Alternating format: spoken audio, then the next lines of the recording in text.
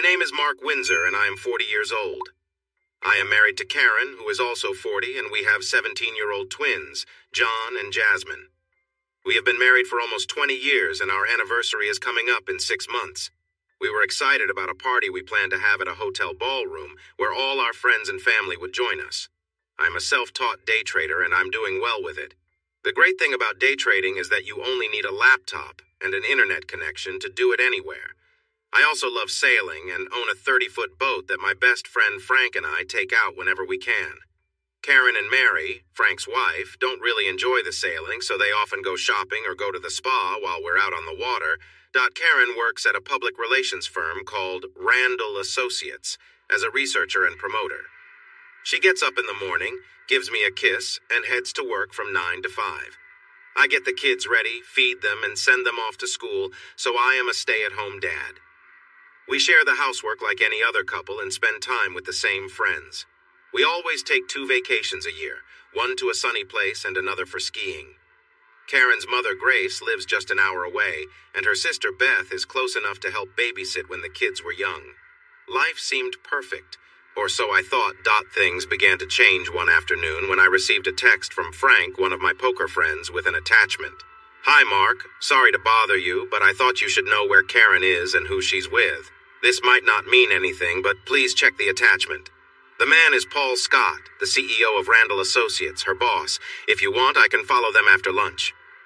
I opened the attachment and saw a photo of my wife holding hands with Paul Scott, looking like a couple. I had met Paul at a company event. He's tall, around 6'2", and he used to be a famous NFL player. From the start, I didn't like him. He had a way of looking at women that felt wrong, especially how he looked at my wife. When he noticed me looking, he just smirked and walked away. I messaged Frank back and asked him to let me know where they went after lunch. He replied he would check in later. I found it hard to focus for the rest of the day. Trading needs careful attention, so I decided to stop working early and picked up the kids instead. Once they were in the car, the usual talk started right away. "Dad, if you would get us our own cars, you wouldn't have to pick us up every day. All our friends have cars, so why don't we?" "I don't mind you having cars, but you need to earn the money for them. Get a part-time job and save up." "I worked 2 jobs to pay for my college." Yeah, we've heard it all before. You just had to drive around in an old junker." "I'm aware you've worked hard to come from nothing to a better place, so why not help us out by buying us cars?" "First, we're not rich. Your mother and I are comfortable, but you won't truly become wealthy until you earn it yourself. I will give you the chance and support you need, but you have to put in the effort. Do we all understand that?" They didn't respond, and when we got home, they went straight to their rooms, hopefully to do their homework. Karen came home at her usual time of 5:30. I had started dinner when she came over and gave me a quick kiss on the cheek.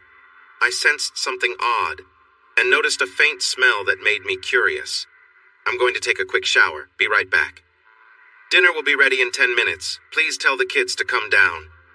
We usually ate dinner together and shared about our day, but the kids were quiet and Karen said little.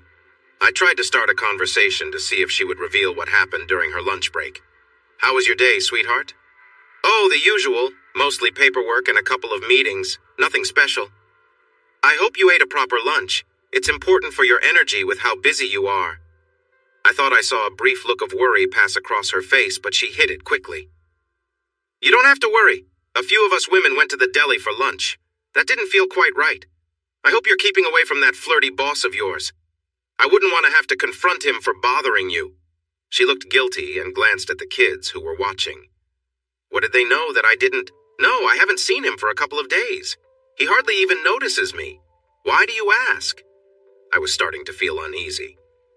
"Well, Frank was having lunch with a customer at Lombard's and thought he saw you with another man. I'm sure he was mistaken." Now she looked genuinely worried. "Well, it definitely wasn't me. He must have been wrong. Why are you questioning me like this?" That felt like 3 strikes against her. The kids asked to leave the table to finish their homework, and we agreed. "I'm just concerned for your well-being, that's all." "What do you mean by well-being? Is that a threat?" "No, sweetheart, it's nothing like that. I know you would never betray me. You love me too much for that, right?" She looked panicked. "Of course I would never want to hurt you. You know that, don't you?" That's what I thought because the idea of you having lunch while being close to another man breaks my heart.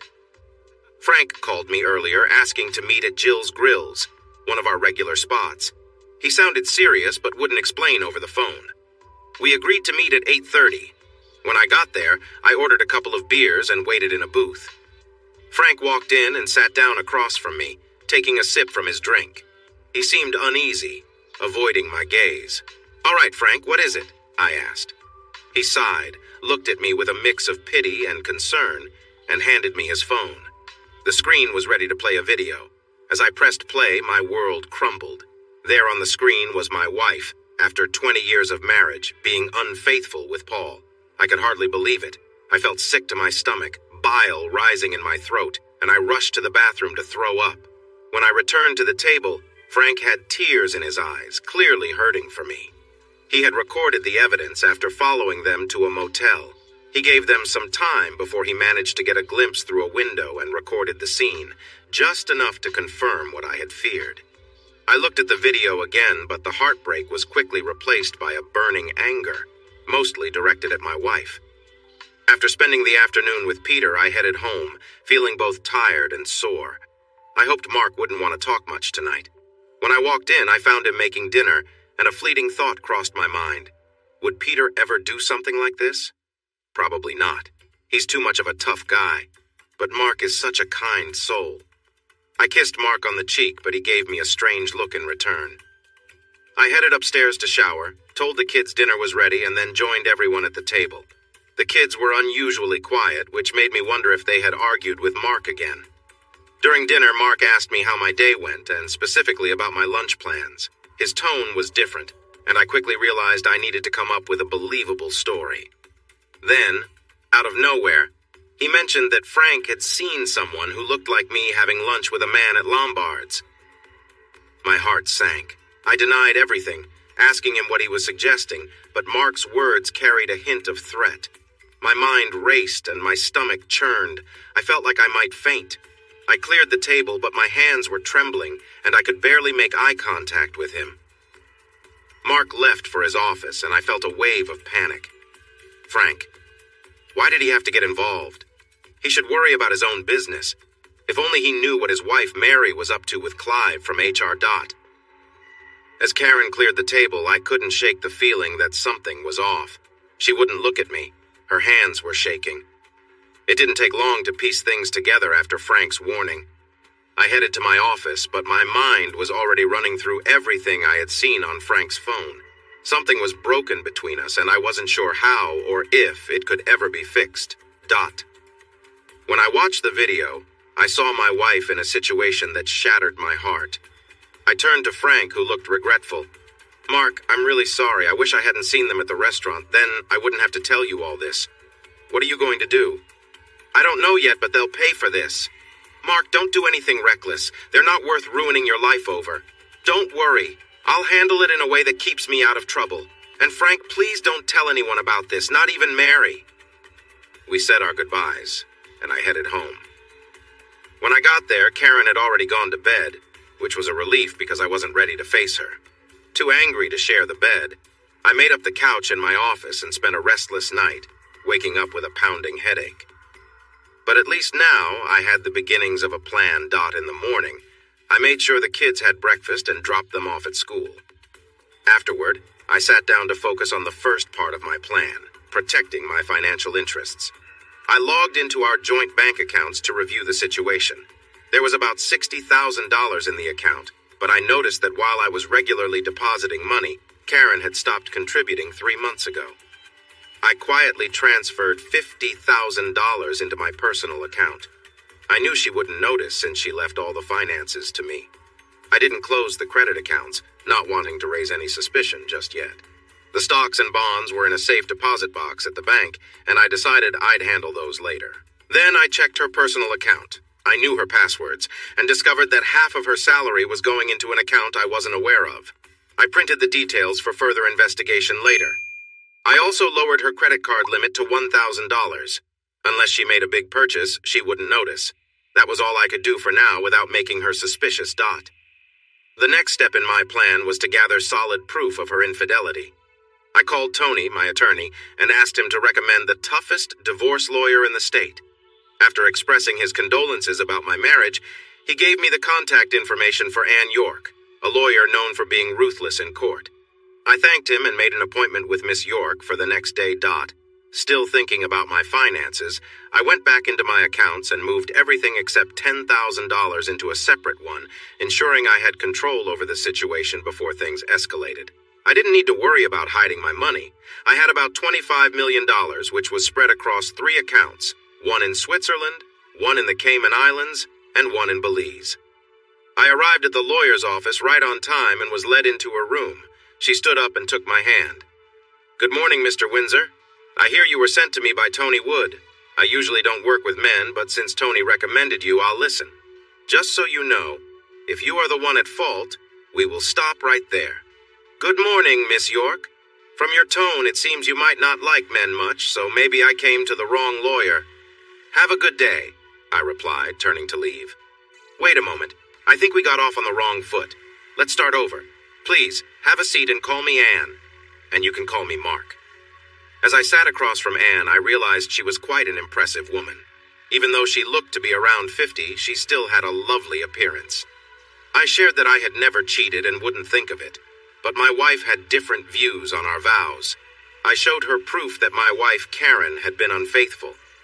Ann explained that because we lived in a no-fault state, Karen's actions wouldn't change the settlement terms. She detailed that Karen would get half of our savings, most of my retirement funds, and part of my business, which I might have to sell. Additionally, I would need to pay support for my wife and children, and she would remain in our home as the main caretaker. I explained that I was a self-employed day trader, meaning I didn't have retirement funds to divide, and my business only required a laptop and a place to work.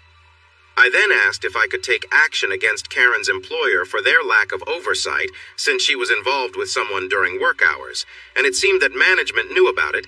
Ann seemed enthusiastic about this, and even suggested we could make a claim against the other person for causing trouble in our marriage. She said it might not go very far, but would certainly cause some embarrassment. She could prepare the documents within 3 days. I had another idea. I wanted Karen served with the papers on our wedding anniversary, which was a little less than 6 months away, and I wanted the other person served 2 weeks earlier, explaining my reasons. After we outlined the plan, I asked if she knew any good private investigators. She made a quick call and set up an appointment for me the next day with Georg Arnold. I thanked her for her help and left a substantial retainer fee. It was getting late and it was time to pick up the kids, so I drove to their school and waited. When they came out, they got into my car without saying anything, but I thought I noticed them smiling at me in the mirror. We got out of the car and went inside. The kids went straight to their rooms to do their homework without saying anything. They really needed to start acting more mature. Karen came home at her usual time while I was making dinner. "I'm just going to take a quick shower. I won't be long," she said. She seemed unusually happy, and I wondered if something had happened at work. I waited at the bottom of the stairs until I heard the shower running. Then, I hurried upstairs to our bedroom. I checked the laundry basket and found some underwear that I didn't recognize. I looked closer and noticed something that made me suspicious. I took them downstairs, put them in a zip bag, and stored it in my office safe, changing the lock combination for good measure. When she came back down with the kids, I had dinner ready. The meal was the same as last night, and the kids barely acknowledged me while Karen seemed distracted. After dinner, the kids went back to their rooms and Karen started cleaning up. I thought it might be nice to plan something special. "Hey, we haven't spent much time together lately. How about lunch tomorrow, just the 2 of us? I'll take you somewhere nice." "Sorry, but I have a meeting at lunchtime tomorrow, maybe Thursday?" she replied. "Actually, I spoke to your secretary. She said you're free tomorrow, so I'll pick you up at 1 p.m. in your parking lot." I smiled sweetly at her, and I could tell she was annoyed. I hoped I hadn't gotten her secretary in trouble. I really did talk to her right after I knew Karen had left work. This way, Karen couldn't say no, so we agreed to meet in the parking lot. The next day, I arrived at the private investigator's office, where I was welcomed by his secretary, who was quite attractive. I was momentarily lost for words. "If you're done staring, maybe I can assist you," she said playfully. "Oh, I'm so sorry." "I didn't mean to stare. I'm here to see George Arnold. My name is Mark Windsor." Right this way, please." She led me into a nice office and introduced me to George, who was tall and seemed to be in his mid-40s. We shook hands and he gestured for me to sit. "Anne has briefed me about your situation. What would you like me to do? And let's keep everything legal," he said. "I don't want anything against the law. I just want my wife and her companion followed. I'd like reports and any photos or videos you can take. Money is not a problem." "Do you have their pictures with you?" he asked. I showed him the evidence I had saved on my phone. He transferred the files to his computer and suggested placing surveillance in our home. I agreed to have our phones monitored, but mentioned I didn't think she would bring him to where I worked from home. He also asked if I paid for her cell phone, and when I said yes, he mentioned he could clone her phone if I met one of his team at night with it. I gave him a spare house key so he could set up surveillance equipment while I was out. He explained that the equipment would send everything to a laptop in my loft, and from there to the cloud. I told him my wife and her lover would likely meet for lunch the next day. He assured me he would get more evidence, so I paid him a retainer and left. Later, I picked Karen up as planned and drove out of the parking lot. "Where are we going for lunch?" she asked. "It's a surprise," I said. "A friend recommended it. It's not far." As we pulled into the parking lot of Lombard's, I saw the look of panic flash across Karen's face, and I had to suppress a smile. I had reserved a table ahead of time, and when we were seated, it was at the same table she and her lover had been photographed sitting at. Karen looked visibly uneasy now. The waitress came over to hand us the menus. "Oh, hello again," she said, smiling at Karen. "Weren't you here last week?" I raised an eyebrow at my wife, waiting for her response. "Oh, yes," Karen said quickly, forcing a smile. "I was here with a couple of the girls from my office. This is my husband, Mark." The waitress gave her a knowing look before leaving us alone. We ordered lunch, but Karen kept glancing around nervously, as if she was expecting something to go wrong. When I mentioned I was going to the bathroom, she nearly jumped out of her seat. I chuckled to myself as I walked away. On my way back from the bathroom, the waitress was waiting for me. "Mr. Windsor, right? I checked your booking." "Please call me Mark," I replied. "What can I do for you?" "I know it's not my place, and you can tell me to mind my own business if you want, but you seem like a decent guy. I thought you should know that your wife comes here often with another man." "Why are you telling me this?" I asked. My ex cheated on me, and I remember how awful it was. None of my friends told me, and I was the last to find out. "Here's my number if you need me to testify. Good luck, Mark." She handed me her number and walked away. When I returned to the table, I noticed Karen quickly putting her phone away. I guessed she was warning her lover not to show up. We finished lunch and I drove her back to work. She was unusually quiet, and I didn't say much either, which seemed to unsettle her even more. That night, Karen tried to initiate intimacy, but I told her I had a headache. She seemed a bit disappointed but didn't say anything. The next day she had a real meeting, so I knew she hadn't met with her lover. When she tried to initiate again, I claimed to have a stomachache. I realized I couldn't keep making excuses without raising suspicion, but the weekend was coming and I knew she wouldn't have a lunchtime rendezvous. She offered to make dinner that night as a special treat. She spent most of the afternoon preparing one of my favorite meals. After dinner, we sat together on the couch, something we hadn't done in months, watching TV. The kids were staying over at friends' houses, so we had the place to ourselves. After a while, I asked her if something was bothering her. I could see the worry on her face as she responded, "No. Why do you ask?" "Well, you've seemed a bit distant lately." "Distant? What do you mean?" "When was the last time we were close?" "You know, really close?" She hesitated before answering. "Well, you had a headache, then a stomachache." "No, I mean before that." I could see her trying to remember. "Maybe last week? Or the week before?" "Do you remember going to the Patterson's barbecue 2 months ago?" "Yeah, so what?" "Well, you had a bit too much to drink, and when we got home, things got a little heated." She smiled faintly. "I remember." "Well, that was the last time." Her smile faded. "No, it can't have been." "But it was. That's why I've noticed something's been different." I thought I saw a hint of regret in her eyes. I decided to press further. "Is there anything you want to tell me?" I hoped that if she came clean, we could maybe work through this. 20 years of marriage is a long time to just throw away. "Tell you what?" she asked, her tone defensive. Okay, I'll just ask directly. Are you seeing someone else? I saw panic flash across her face as she quickly stood up. How could you ask me that? You know I love only you. Tears filled her eyes as she stormed out of the room. I sat on the couch watching TV for another hour, trying to process everything. Later, I went to bed. Karen was already asleep. The next morning, I woke up to her being unusually affectionate, something she hadn't done in years. But just as things were about to escalate, a thought entered my mind, a memory of the betrayal. I pulled away, unable to continue, and turned over, feeling conflicted. I didn't say anything, but it was clear that things between us had changed. The emotional distance was still there, and despite her efforts, the trust between us had been broken. After each time I pushed in, I went a little further. She gripped the pillow and began to cry, realizing I wasn't going to stop. But I kept going, not caring about her reaction. After a while, I was fully in, and I picked up the pace. I could feel my frustration building, but then she surprised me by reacting in a way that made me pause. I thought this was supposed to be a punishment. When it was over, she collapsed, seemingly overwhelmed. I took a shower and returned to find her awake, looking at me with a strange expression. "You're awful. That wasn't right," she said. But then, her tone changed.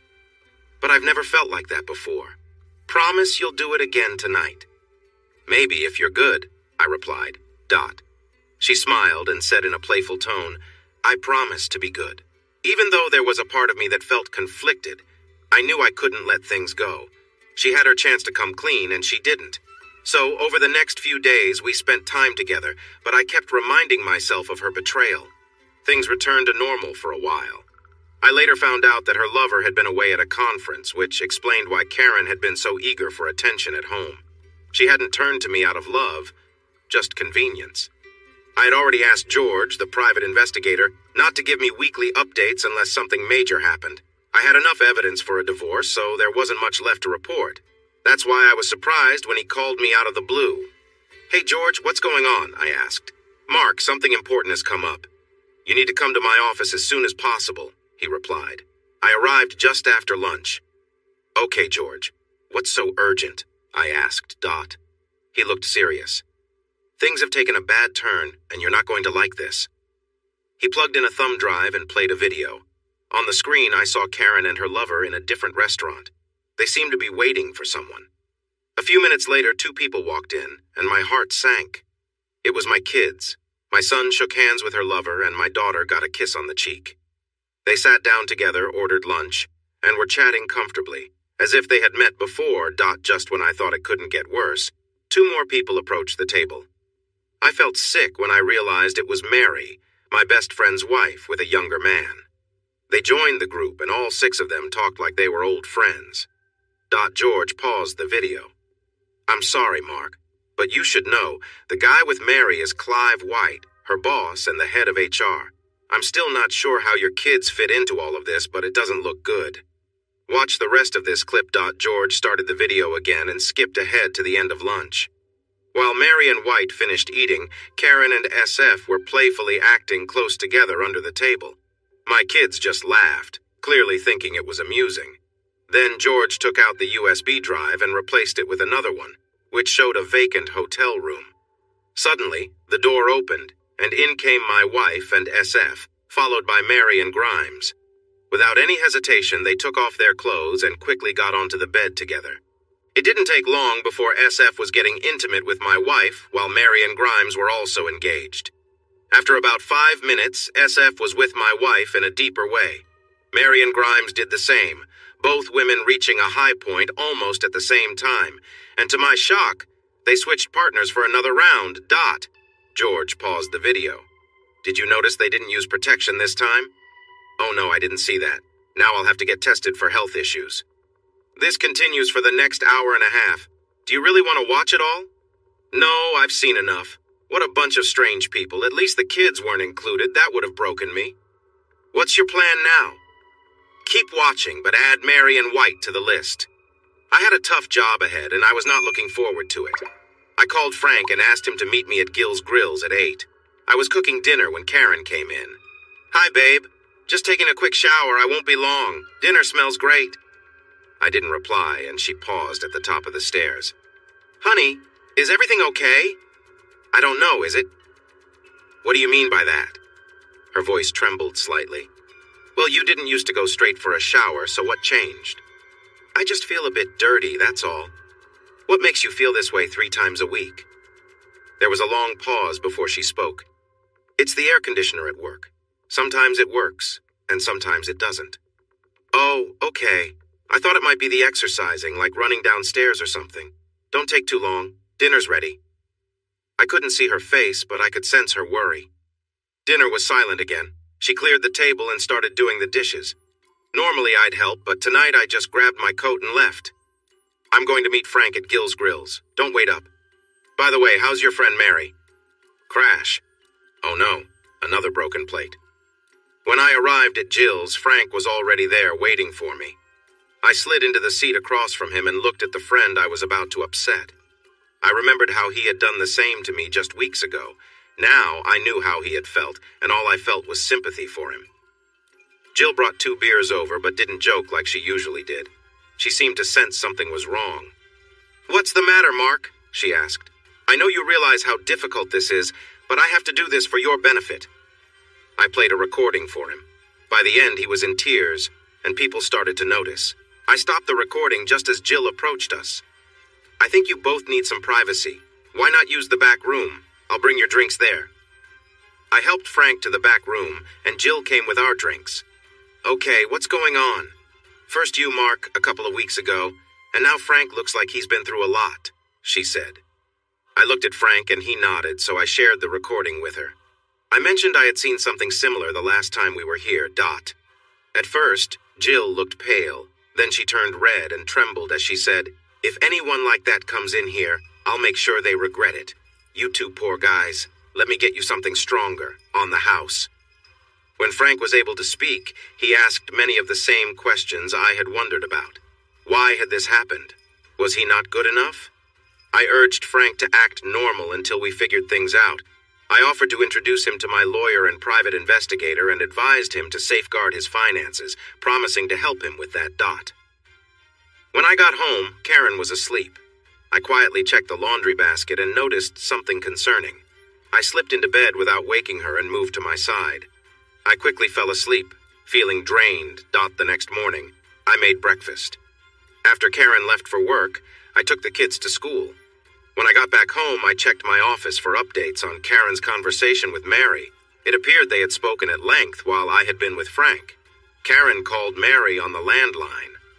Hi, how are you doing? Karen asked. Wasn't this afternoon amazing? I'm so sore I can hardly sit. I hope Frank doesn't have plans tonight. I don't think I'll be able to move in the morning. How did you find Clive? Mary responded. Absolutely. I could barely handle him. And he was quite different from anyone I've been with, Karen said. What about Paul? She asked. Paul's not as big as Clive, but he's skilled and it felt better, Karen replied. Are you thinking of leaving Mark for Paul?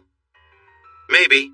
The kids like Paul, and he even said he would buy them each a car if they were his. But I still care for Mark. He's a good husband and always puts me first. Then why are you seeing Paul if Mark is so great? I think it's the thrill of it all, but I might be falling for Paul and considering leaving Mark. What about Clive? Oh, no way. I don't want a serious relationship. This is just for fun. I usually see them for a few months and then move on. I've been having these flings since before I got married, but I'll never leave Frank. He takes care of me and loves the kids.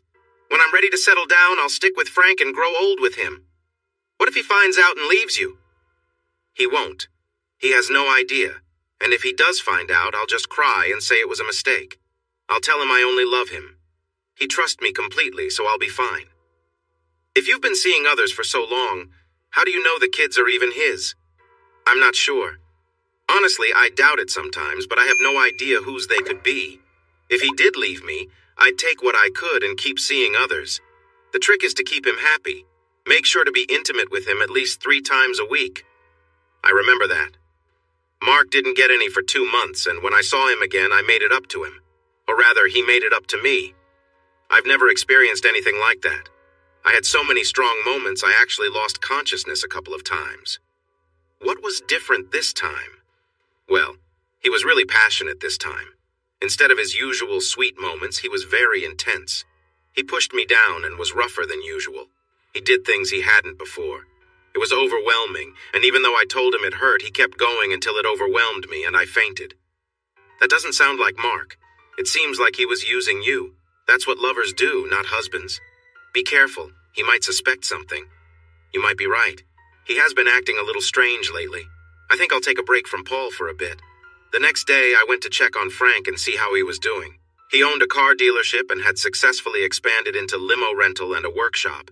I shared my conversation from yesterday with him, and I could see the pain on his face.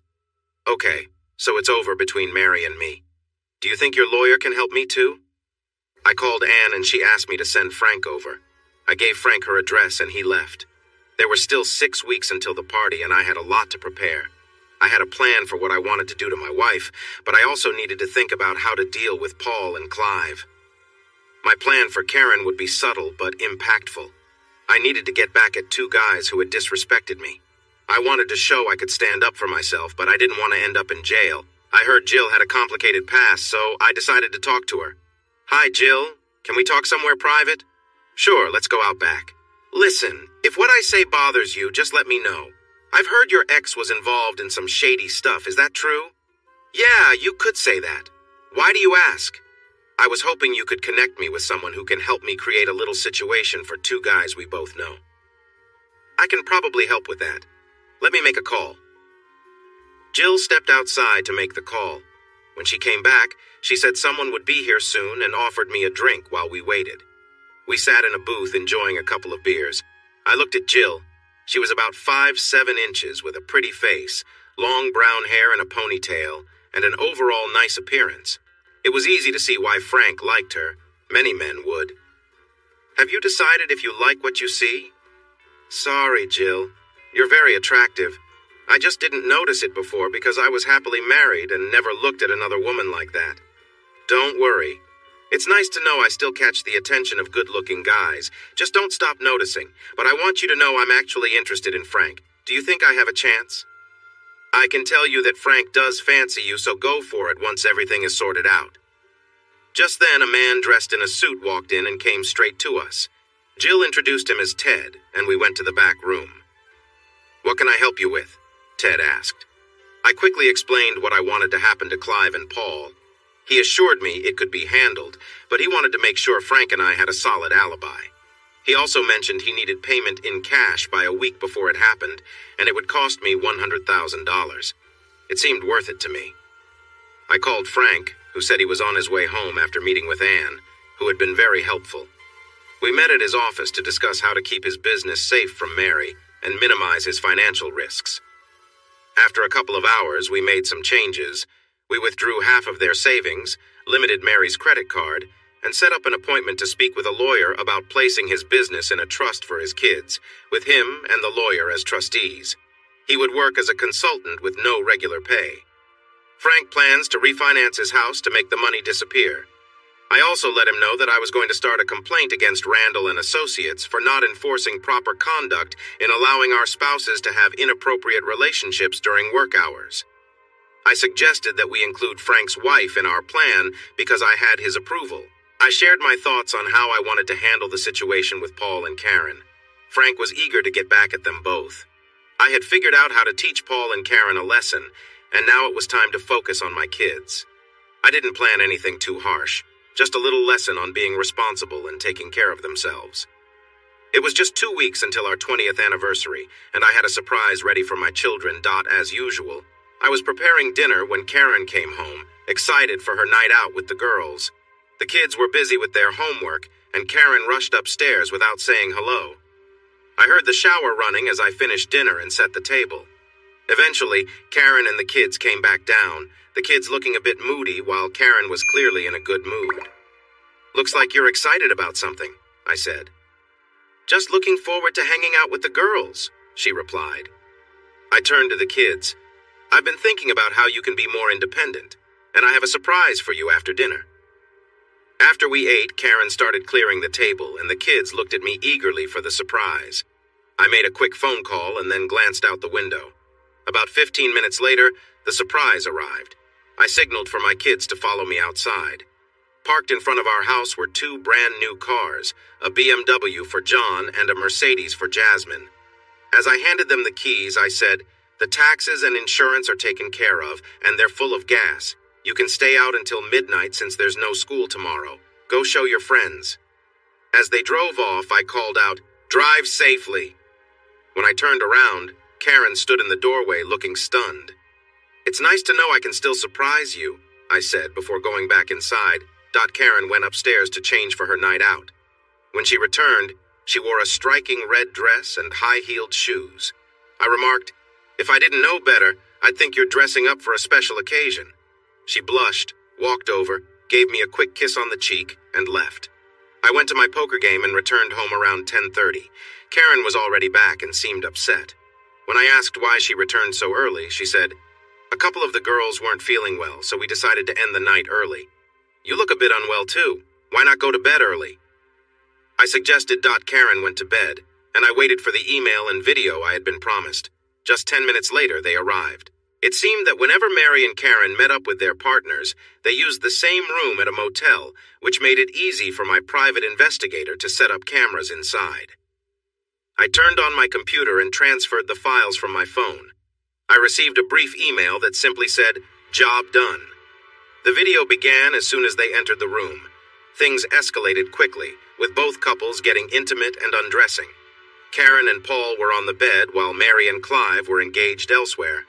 Then suddenly the door burst open. 4 large men wearing ski masks stormed into the room and threw Karen and Mary into the corner.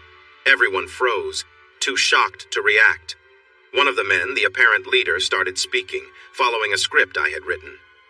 "I don't know who you two are, and I'm not here to hurt you. Get dressed and sit on the couch until we're done. Afterward, you can leave, but remember, if anyone asks, you were never here. Understood?"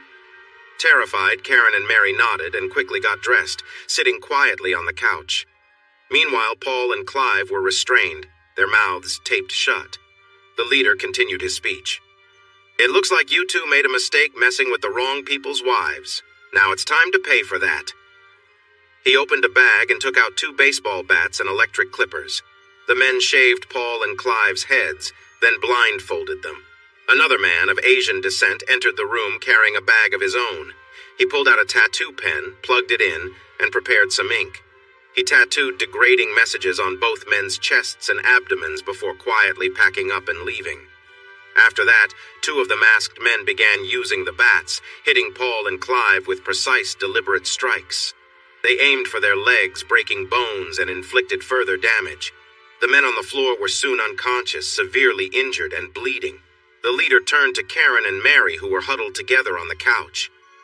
"You'll forget you ever saw this. Stay here for another 15 minutes before leaving. And remember, if you speak about this to anyone, you could be next."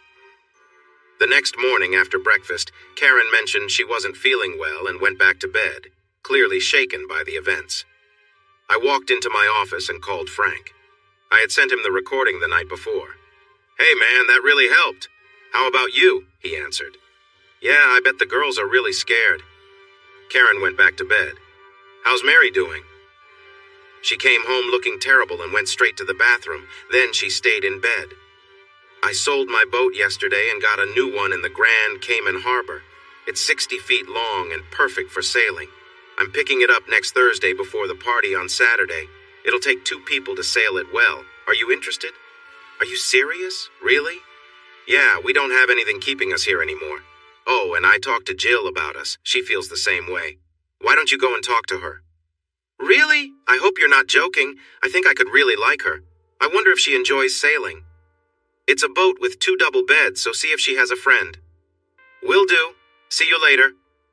After talking to Frank, I went to my computer and opened the call recording app to check if they talked about what happened last night. Karen called Mary on the landline. "Hi, Mary. Are you okay after last night?" "Not really. I was really scared. I thought something terrible might happen to us, and what happened to Clive and Paul. I hope they're all right. They must have been involved with others besides us. I hope we didn't catch anything. We should probably get checked. I didn't think about that. If we passed anything to our husbands, that would be a big problem. I thought Frank and Mark were behind it at first, but the guy said he didn't know who we were. The rest of the weekend went by without any problems. The kids came home Sunday night after dinner excited about their new cars. Karen still looked unwell when she went to work on Monday. That night after dinner and while the kids were out, I said the hard words, "Honey, we need to talk." The look on her face was unforgettable. "What is it? What's wrong?" She sat down, fidgeting and looking very uneasy. "Honey, you know my job dealing with stocks and shares? You win some, you lose some. Lately, I've been losing more than winning, so I need to tell you we're having some financial trouble. I've even had to sell our stocks and bonds to keep up with our bills. But don't worry, everything will be fine in the end." "Does this mean we have to cancel the party?" "No, sweetheart. It's just a small problem that I can manage. I thought you should know, though." "Thanks for keeping me updated. What about the kids' cars? How did you afford them?" "Oh, that's nothing. Just a few $1,000s. I'm talking about losing millions, and we're down to only a couple of million. I need that for my business. Should I be worried about our everyday expenses?" "Not at all. Just carry on as if nothing is wrong. But since I need to increase my investment, I have to take on some extra work, and I'll be meeting a client next week for a few days, starting Wednesday. You'll be back in time for the party, right?" "Yes, of course. Probably Saturday morning." That night, when we went to bed, Karen cuddled up to me. She reached out affectionately, and I thought, why not? We shared some intimate moments, and I felt a sense of closeness between us. Afterward, I went into my office to check on her phone. I found a conversation that caught my attention. Mary had called Karen. "Hi, Mary. Any updates?" "Yeah, I called the hospital pretending to be Clive's sister. It seems their injuries are serious but not life-threatening. Clive has multiple fractures in both legs and ankles. They're not sure if they can save his testicles.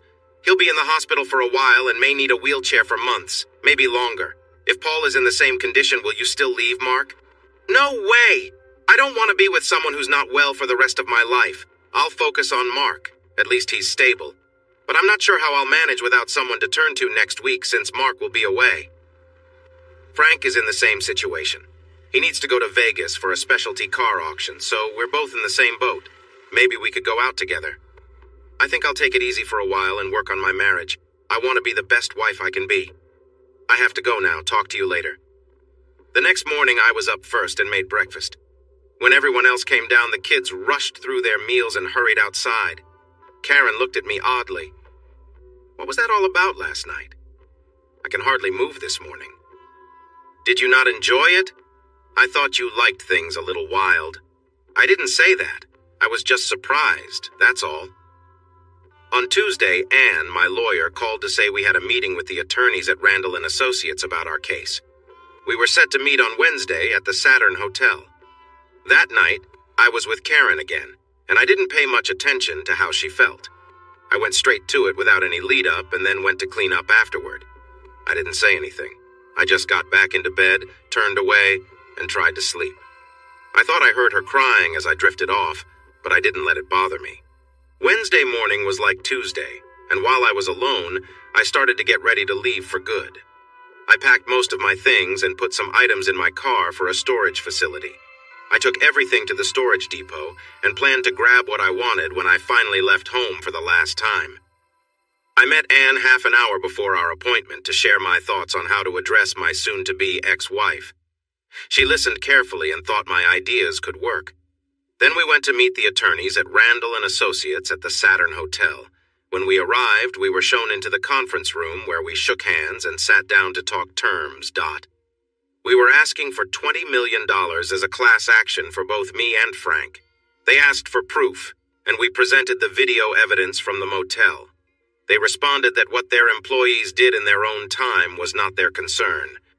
Anne argued that since the room was paid for with a company credit card, it was company property during that time, and because their meeting went longer than their break, their employees were essentially being paid by the company. We were asked to wait outside while they discussed it.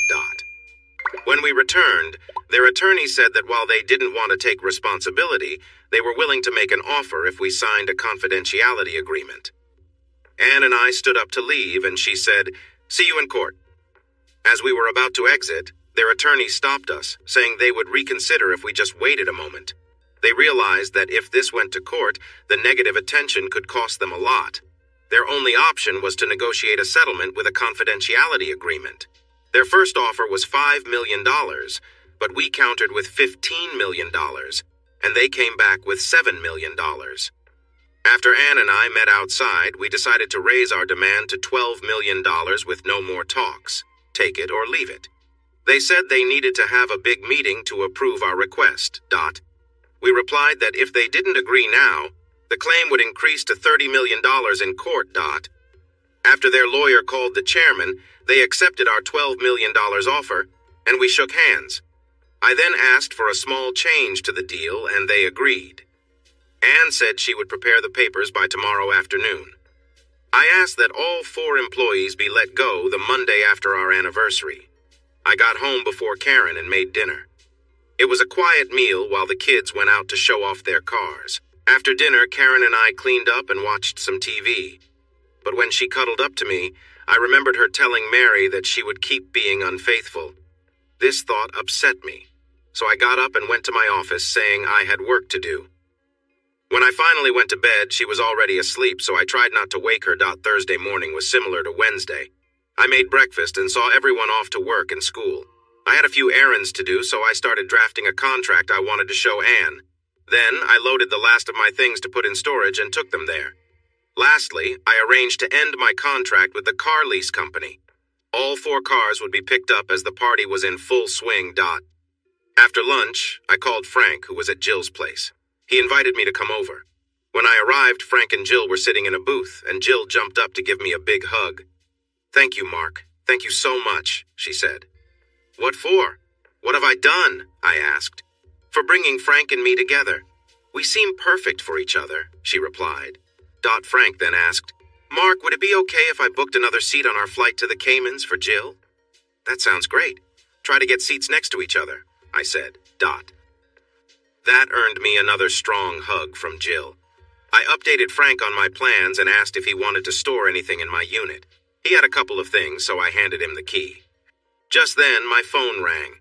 It was Ann, asking if I could bring Frank over to sign some documents. I said he was with me, so we headed to her office right away. We arrived at Ann's office 20 minutes later and quickly signed the papers. Frank returned to Jill's and I went home. At home, I checked my laptop to see if the girls had contacted me. Mary called Karen. "Hi, Mary. Do you know anything about Clive and Paul?" "No, nothing new. They are still in intensive care." "How's it going with Mark?" "I'm not sure. He's been acting distant. I tried to get close to him, but he just ignored me. I've been feeling really frustrated." "Yeah, I get it. Frank's been spending all his time at Jill's place. I'm starting to think something's going on between them." "Well, you can't really complain, given what you've been up to for years."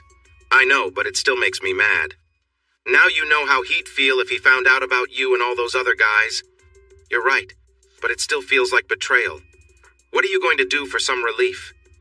"You're one to talk. Anyway, if Mark won't help me out tonight, I'll just use my little secret stash. Talk to you later. Bye." I found this conversation quite revealing. Curious, I decided to look for her little secret. After some searching, I found a box at the back of her closet with a few things. I checked to make sure everything was working, and then put it back where I found it, smiling to myself. That evening, Karen came home, and since the kids were staying over with friends, we had dinner alone. We ordered our favorite Chinese takeout and shared a bottle of wine while watching TV. Karen snuggled up close to me, and I knew she was hoping for more. I decided to play along, so I opened another bottle of wine. "Are you trying to get me tipsy so you can have your way with me?" she teased. "Do I need to? You are my wife, after all," I replied, playing along. She laughed. "You're being a naughty boy. Maybe I should punish you." "In your dreams. If anyone's getting punished, it's you for being distant this past year." She looked a little uneasy. "What do you mean by that?" "I think you know exactly what I mean. Coming home late, neglecting me. We haven't been close in over 2 months. You owe me for that." She seemed relieved at my playful tone. After finishing the second bottle of wine, she was more relaxed. I playfully pulled her onto my lap, lifted her skirt, and gave her a few light slaps. She reacted with surprise, but not displeasure. I gave her a few more, and soon her cheeks were flushed. I leaned in and whispered, "Do you want me to continue?" In a soft voice, she answered, "Yes, please." I hadn't expected this, but she seemed to be enjoying it. Encouraged, I teased her a bit more. "Ask nicely, and I might even reward you later." She responded with a playful grin, and I gave her a few more light taps, enough to make her breath quicken. Soon after, she seemed to drift off, exhausted and content. The rest of the night passed quietly. I realized that beneath everything, there were still moments where we could connect. I gently lifted her and carried her upstairs to the bed. Once there, I helped her out of her clothes and quickly got undressed myself. We shared a moment of closeness, and she responded warmly. After a while, we fell into a rhythm, and I could see how much she was enjoying it. Later, I brought out some extra items we sometimes use to enhance the experience, making sure she was comfortable with everything. Her reactions told me she was fully into the moment, and we both shared in the intensity of it. As the night went on, she seemed to drift off, exhausted but content. Afterward, I covered her up and went for a shower. When I returned, she was already asleep, so I quietly crawled into bed beside her, feeling at ease. We both fell asleep quickly. The next morning, things were mostly back to normal, except Karen kept giving me amused glances. Eventually, I asked her what was going on. "Well, if you must know, I can barely sit down," she said with a laugh. I chuckled. "You didn't seem to mind at the time. I remember someone asking for more, wasn't that you?" She smirked. "Yeah, but seriously, whatever you used last night, it made sitting down a challenge today. My legs and hips are sore." "So are you saying it wasn't worth the fun we had?" "No, it was amazing. Just maybe not on a weeknight when I have work the next day." "Good to know, because tonight isn't a weeknight and I was thinking about round 2. "Not a chance," she replied with a playful smile. "I'm too sore. Maybe next week. You'll just have to settle for something simpler in the meantime." I grinned. "Well, I'm going away for a few days next week, so I hope you'll be up for something by then. We'll see how I feel on Tuesday, but no promises." With that, she left for work, and I couldn't help but smile to myself. Later that morning, I received a call from Anne, asking if I could come by her place. When I arrived, she told me she had received a check for $12 million and wanted to know how I wanted it divided. After thinking it over, I decided to do the following. Anne would get her fee of $600,000, I would take $4 million to plan a surprise for my family, and Frank would receive the rest. I didn't need all the money, but Frank wasn't doing as well as I was, so I let him take the larger amount. The money for Frank was to go into his Cayman account, and mine would go into a special trust. Anne agreed and started the transfers. Frank was now richer than he had ever been, and I couldn't wait to see his reaction. I spent the rest of the day working until it was time for the kids to come home. They rushed through the door, each giving me a hug. It was a nice change. After their hugs, they ran to their rooms. Karen came home at her usual time and went to shower. By the time she came down, dinner was ready. The kids were excited, saying how their new cars made them the envy of their classmates. Later, after dinner, the kids went out with their friends and Karen and I settled down to watch TV. I found myself wondering if Karen or Mary had found new partners since their last relationships ended. They might be in for a surprise. When we went to bed, Karen kept her promise and was very affectionate. The weekend went smoothly and I enjoyed some quality time with her. I looked forward to Tuesday night. I decided to check for any recorded phone calls. When I opened the app, I found only one recording between cell phones. It was a call from Karen to Mary. "Hi, what's up? Have you heard anything more about Paul and Clive?" "Yes, my neighbor's sister works in the ICU and she said they probably will never walk again without help. They also need surgery for some other serious injuries." "How's it going with Mark?" "He's been very passionate lately. I had a great night with him and it was more than I ever expected. If he keeps this up, I might not need to look elsewhere for happiness." "That sounds great, but Frank hasn't wanted to be close for 2 weeks. When I try to be intimate, he just seems tired or distracted. It's so frustrating. Even my usual methods aren't working. I need to find some way to feel better." "That's tough. Just give it a little time. I'm sure things will get better soon. Maybe after a few months we can talk about trying something different together to add some fun." "That sounds interesting. I think he might enjoy that after a while. Who knows? Maybe we could even think about bringing in another partner down the line." "I'm not sure he would like that. He's not one to share easily." I had to go, but I would talk to you soon. I sent the conversation to Frank, thinking he might find it funny to know how upset his wife was. About half an hour later, he called me back. Sorry it took me a while to get back to you. Jill and I couldn't stop laughing. What's your plan? Are you having second thoughts? No way. I can't wait for Saturday. What about you? I can't get away from here fast enough. Oh, about Wednesday. If you get a taxi to my garage, one of my drivers can take us to the airport. Is that okay? That sounds great. See you and Jill on Wednesday. When I woke up on Monday morning, Karen wasn't in bed, but I could smell bacon cooking. I took a shower and went downstairs just in time to see the kids leaving for school. They waved goodbye as they left. Karen served breakfast and placed a plate of bacon, eggs, and hash browns in front of me. What's the special occasion? Did I miss a birthday or something? No, honey, I realized I haven't cooked for you in a long time and I wanted to show you how much I care. She leaned over and gave me a quick kiss. Aren't you eating? I asked. I don't have time. See you later. And just like that, she left for work. If only she had been this way instead of everything else, we might have been happy. But it's done now, Dot. That night when we went to bed, she asked if we could be close like we used to, saying she felt a bit uncomfortable. I took my time with her, making it sweet and gentle as I once did. She seemed really happy and we fell asleep together. Dot on Tuesday morning while I was making breakfast. She came downstairs just after the kids had left. Goodbye, Mom. Goodbye, Dad, they called out as they went. Karen looked at me with a soft gaze, just like when we were first married. Honey, last night was amazing. Please promise me we can be close like that at least once a week. But I thought you liked it more intense. You seemed to enjoy it when I was a bit rough. I don't want you to think about someone else because I'm too gentle. Oh, that will never happen. I love you too much. That night we were close again, and I helped her shower afterward because she was so tired. She fell asleep quickly. Looking at her, I wished she had been faithful. I really cared for her and still did deep down. On Wednesday, I made breakfast as usual and watched the kids leave for school for what felt like the last time, waiting for Karen to head to work.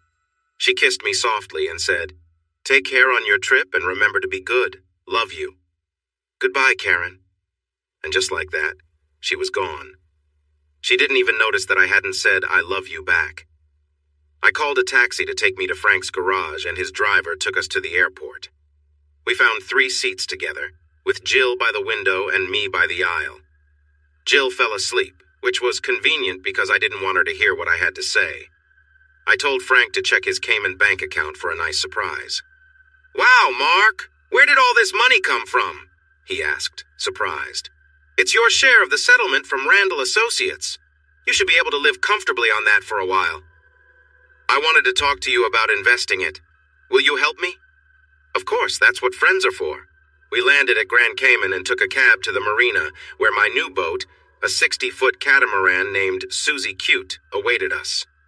As we boarded her, I could see she was amazing, fully equipped with all the latest comforts. Even Jill, who had never been sailing before, was excited. We dropped off our bags and went shopping for supplies for the next few weeks. I called Karen to let her know I arrived safely and mentioned that I was tired and would go to bed early. That night, we slept on the boat, like kids wanting to camp out in the backyard. The next day, we checked into a nice hotel that overlooked the marina. We took Susie Cute out to get used to how she sailed. Thankfully, Jill picked it up quickly and was eager to learn everything. On Friday, we tied up at a small marina on one of the islands to explore. I called Karen to say everything was fine, but I wouldn't be home until late in the evening and encouraged her to go to the party without me. I would meet her there. We chatted for a bit before saying goodbye. Frank also called Mary to tell her he was staying longer to see a special car auction and would meet her at the party. On Saturday, we sailed back to our usual spot and docked. After lunch, we prepared the boat and our camera gear for the evening's fun. We ate dinner early and finalized our plans for the night, keeping our drinks to a minimum so we could stay sharp. On Wednesday, I woke up to the smell of bacon cooking and thought about the previous night. Mark had been very attentive, and I had a good night's rest afterward, something I hadn't experienced in a long time. I found myself wondering why I had started seeing someone else when Mark was clearly a much better partner. I don't want to make excuses. I know I made mistakes.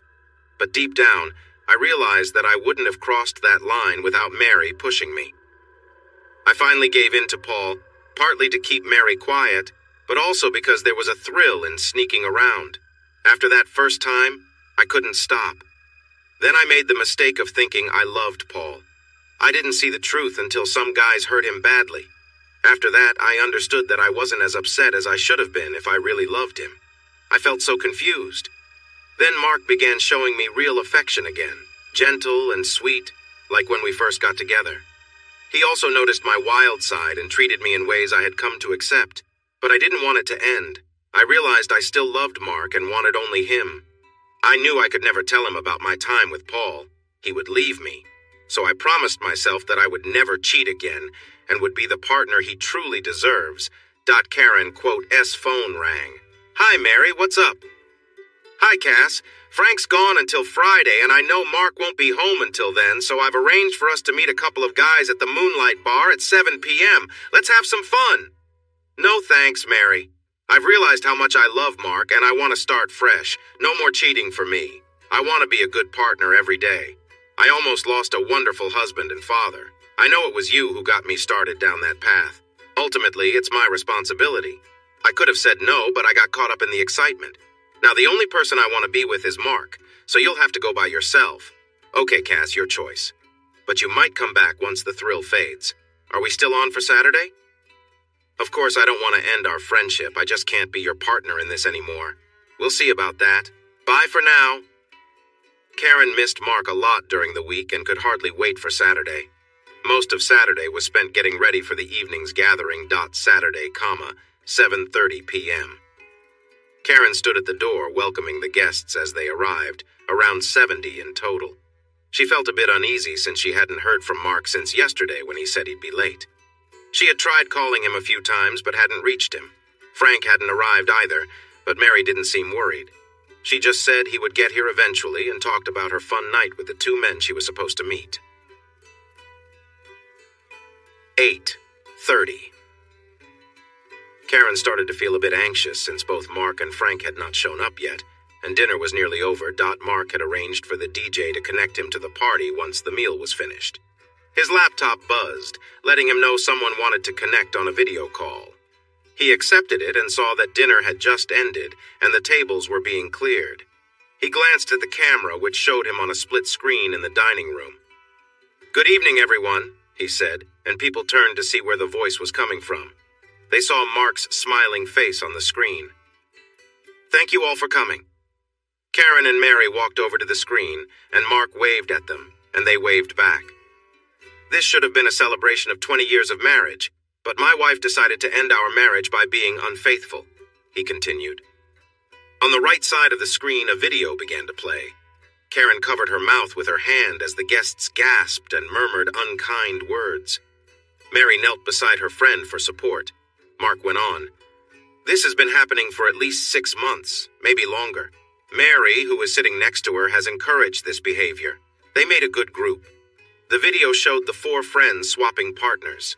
Some guests looked away in disgust, and a few women were so upset that they had to leave the room. The men, however, seemed to be enjoying the scene, grinning widely. As the video continued, Frank suddenly appeared in front of the camera and waved at Mary. "Hello there. I'm glad you're not here. Say hello to your replacement." A woman named Jill stepped into the view and waved. "Thank you for giving him up. I'll take much better care of him," she said. Mark took back the conversation. "And to my children, I want to say, I watched you welcome my replacement." The screen showed John and Jasmine running to Jill, and more gasps filled the room. "Well, that didn't turn out so well, did it? So your punishment is that you will need to work to fund your college education. For every dollar you save for college, I will match it. I have set up a trust for your future education, but only if you graduate. If not, it will go to charity. The choice is yours. Oh, and the cars you love will be taken back by the lease company on Monday, including mine and your mother's. So you'll need to get used to taking the bus. Now you know what it feels like when someone you trusted betrays you. I hope this is a lesson for you. As for you, my unfaithful wife, I have emptied our bank and savings account. You stopped adding money 6 months ago, but since you and Mary will be losing your jobs for not keeping your promises on Monday, I have left $30,000 in your account. I have also arranged for you to live in the house, which is now owned by a trust I set up. You must not date or have anyone over until the children finish their education. After that, you'll need to find your own place. To help you, I will give you a monthly allowance of $2,500. This will stop if you leave home or start seeing someone else. I will check in on you once a week without telling you when to see if you follow these rules. You may think this is unfair, but it's not worse than discovering that the person you wanted to spend your life with wasn't honest. I hope you have a hard time and go away along with our children. Frank has made similar plans for Mary, but his kids will be well cared for. My lawyer will visit you on Monday evening to discuss the details of our divorce. Both Karen and Mary were on the floor crying, but no one seemed to pay attention. Soon the hall was empty except for the two women who eventually had to be taken away by ambulance. 5 years later, Frank and Jill left Mark and opened a bar on a Greek island. Mark often stayed with them to help Frank manage his money. He also met Terry, an English woman 5 years younger than him, who now helps with his boat. Karen has not yet started to date because the children are still in college. Mark softened a bit, and as long as Karen stays single and doesn't have guests in the house, she can live there for now. Mary struggled to keep her life together and was asked to leave her home within a month of the divorce. She now lives in a rundown apartment in a tough neighborhood, feeling unloved, especially by her children who haven't spoken to her since that night. She works as a secretary in a travel agency, and she only got the job because the manager noticed her from a video that went viral, and he now treats her poorly at work. Thanks for watching this video. Don't forget to subscribe to Infidelity Plus to stay updated with more captivating tales of infidelity and payback. Turn on notifications so you're the first to see our latest content.